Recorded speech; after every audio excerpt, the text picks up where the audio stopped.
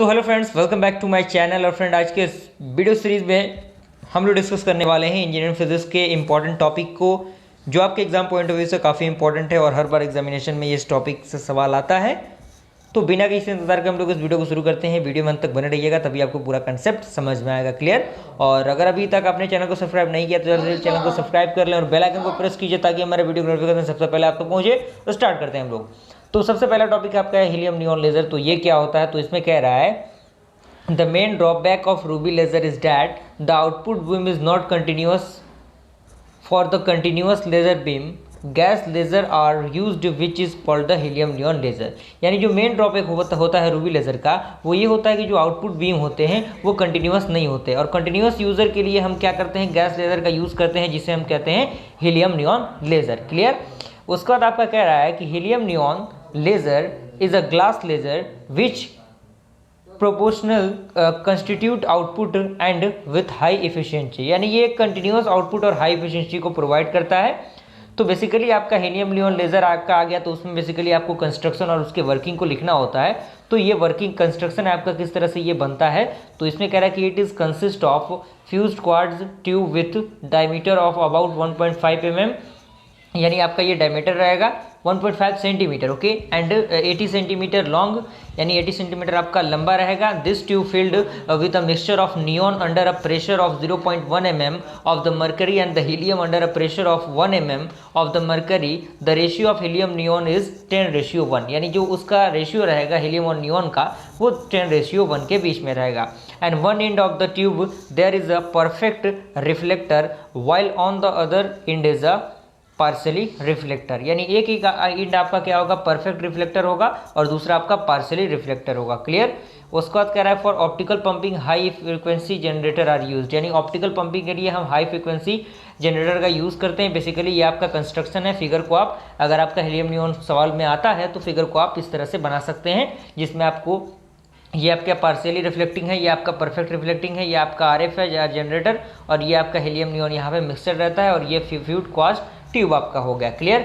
अब बारी आता है वर्किंग का। वर्किंग में बेसिकली आपको ये ग्राफ बनाना होगा, किस तरह से स्टेट आपका होता है। तो हीलियम एटम के लिए और ये नियॉन एटम के लिए अलग अलग ग्राफ है, जिसमें पंपिंग है, ये मेटास्टेबल है स्टेट है, जिसमें आपका 10⁻³ सेकेंड है, और एक्साइटेड स्टेट में 10⁻8 सेकेंड है। और ये नियॉन के लिए आपका फिगर दिख रहा होगा। क्लियर? जिस तरह से आपको रिप्रेजेंटेड किया है, आपको अपने नोट्स में सही तरीके से उसी तरह से आपको बनाना है। क्लियर? और बेसिकली ये वर्किंग के अंदर है।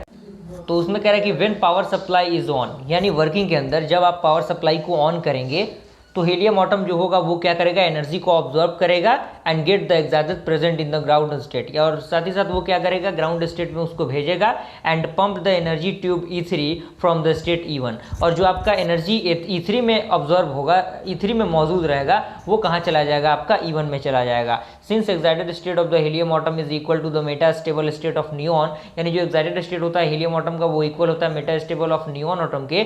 सो that when helium atom complete their time period, यानी जब आपका हीलियम एटम अपने टाइम पीरियड को कंप्लीट कर लेता है in excited state, then transfer their energy of the neon atom. तो वो क्या करता है? अपने एनर्जी को ट्रांसफर कर देता है नियॉन एटम के द्वारा। Then metastable state E5-। तो मेटास्टेबल E5- में आपका चला जाता है। And time period of the metastable state is more than excited state, more and more atom collect in the metastable state, and so populations inversion achieved between the ground state and the metastable state of the neon atom after the complete their 10⁻³ second atom drop the lower efficiency energy state and the reflexive then procedure. यानी ये सारी process आपकी होती हैं basically. तो आप इस graph को देख के आप इसकी वर्किंग को आसानी से लिख सकते हैं। ऐसा नहीं कि आपको जो यहाँ पे लिखा है वही आपको लिखना है। आप इस ग्राफ के थ्रू जिस तरह से देखें, जिस तरह से आपको ये समझ में आता है किस तरह से क्या लाइट का ट्रांसफॉर्मेशन हो रहा है, क्या उसका प्रोसेस है, तो आप बेसिकली वर्किंग को आसानी से लिख सकते हैं। तो बेसिकली आप इसका स्क्रीनशॉट लेके पढ़ सकते हैं। अगर आपको नोट्स बनाना हो तो आप इसका स्क्रीनशॉट ले लीजिए। मैं यहाँ पे थोड़ा सा इसको जूम कर रहा हूँ, आप स्क्रीनशॉट ले लीजिए इसका। क्लियर? और अपने फ्रेंड्स सर्कल भी इसे शेयर कीजिए ताकि वो लोग भी इसका फायदा उठा सकें। और उसके बाद आपका आता है merit of helium neon laser. Helium neon laser का मेरिट क्या होता है? तो उसमें नंबर 1 कह रहा है कि helium neon can emit visible light are affordable. यानी ये क्या करता है? एक विजिबल लाइट को देता है जो क्या होता है? अफोर्डेबल होता है। And it has a good beam quality, और साथ ही साथ इसके पास गुड बीम क्वालिटी भी होता है। And efficiency is very high, और साथ ही साथ इसका जो इफिशियंसी होता है वो थोड़ा सा हाई होता है। अगर मैं इसके डिमेरिट्स की बात करूँ तो it's output power is low, यानी जो इसका आउटपुट पावर होता है वो थोड़ा सा कम होता है। And it is a low gain system, यानी एक लो गेन सिस्टम होता है। एप्लीकेशन इसके हैं जो कि हीलियम नियॉन लेज़र का है, तो उसमें कह रहा है कि helium neon gas laser is one of the most commonly use in the practical purpose, यानी जो हीलियम नियॉन लेज़र गैस है उसका यूज़ हम प्रैक्टिकल पर्पस के लिए करते हैं। And it is also use in the gun for the targeting, यानी इसका यूज़ हम गन में करते हैं किसी भी एक प्रॉपर टारगेट को हिट करने के लिए। Clear. And it is use by the removing black spot, यानी ब्लैक स्पॉट को रिमूव करने के लिए भी हम हीलियम नियॉन लेज़र का यूज़ करते हैं। And it is use by the newspaper for reproducing the transmitted photograph, यानी जो ट्रांसमिटेड फोटोग्राफ्स होते हैं उनको रिप्रोड्यूस करने के लिए। And it is also use in the check the barcode और QR कोड, यानी बारकोड और QR कोड को भी चेक करने के लिए हम हीलियम नियॉन लेज़र गैस का यूज़ करते हैं। क्लियर। और फ्रेंड आपका अगला है वो है आपका ND arc laser. ND arc laser क्या होता है, तो उसके भी कंस्ट्रक्शन है, वर्किंग है, एप्लीकेशन है। तो यहाँ पे कह रहा है कि ND arc laser are the 4 level laser, यानी एक 4 लेवल लेज़र होता है। And it is a high power solid state laser, यानी high power solid state laser होता है।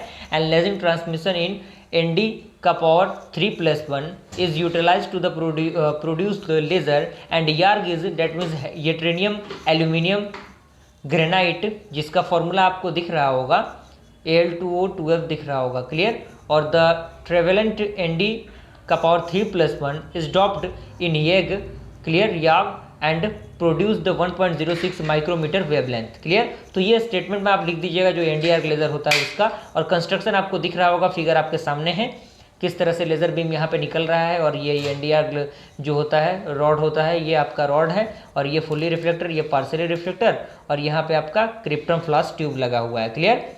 जो कि पावर सप्लाई आपका पावर सप्लाई की तरफ वर्क करता है। और यहाँ पे इसका कंस्ट्रक्शन है, क्या इसका होता है, तो उसमें कह रहा है कि when krypton lamp produce a light ND arc and rod are heated and ND3+ lines are excited and pump to the state E5, E6, E7, E8 and E9, यानी जब आपका पावर सप्लाई ऑन होता है तो जो आपका state होता है वो किस में जाता है, E5, E6, E7, E8 और E9 में चला जाता है। And the atom make transitions of E5 which is metastable state, यानी जो आपका E5 स्टेट होता है वो क्या होता है, मेटा स्टेबल स्टेट होता है। And population inversion is produce in the level E5, और साथ ही जो पॉपुलेशन इन्वर्जन होता है वो प्रोड्यूस होता है किसमें, आपके E5 में विथ रिस्पेक्ट टू E2, और E2 के रिस्पेक्ट में, which is lower lasing level. Clear. जो कि लोअर लेवल होता है। And stimulated emission is initial by the few सब spontaneous produce photon traversing along the axis of the ND arc rod, यानी ND arc rod के axis के द्वारा जो चीज़ें होती हैं वो आपका प्रोसेस होता है जो आपके लाइट का होता है। एंड द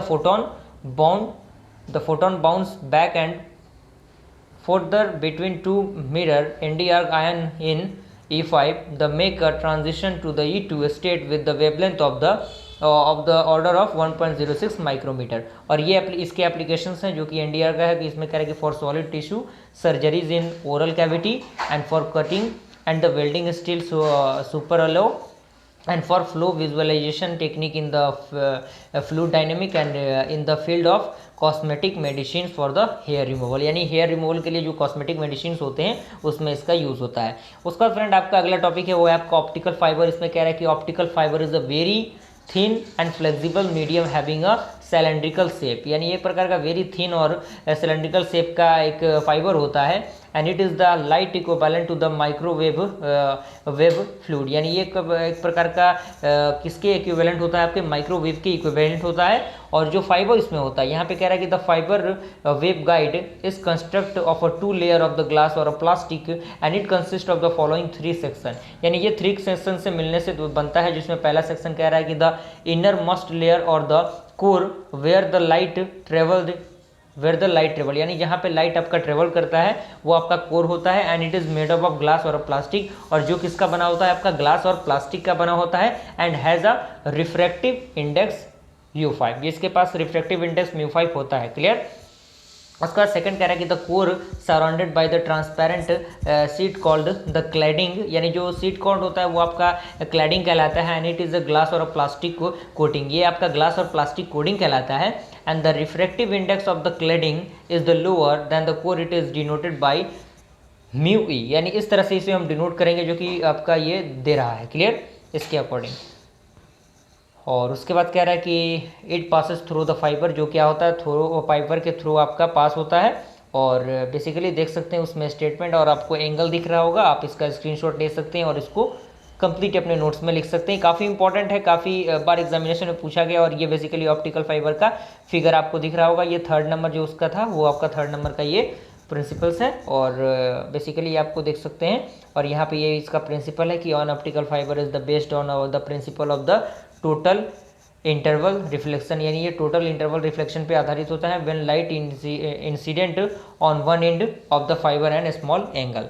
तो फ्रेंड इसी के साथ ये वीडियो को हम यहीं पे ख़त्म करते हैं। अगर वीडियो पसंद आए वीडियो को लाइक ज़रूर कीजिएगा और ऐसे इंटरेस्टिंग वीडियो पाने के लिए हमारे चैनल को सब्सक्राइब कीजिए। मिलते हैं अगले वीडियो में, तब तक के लिए थैंक यू।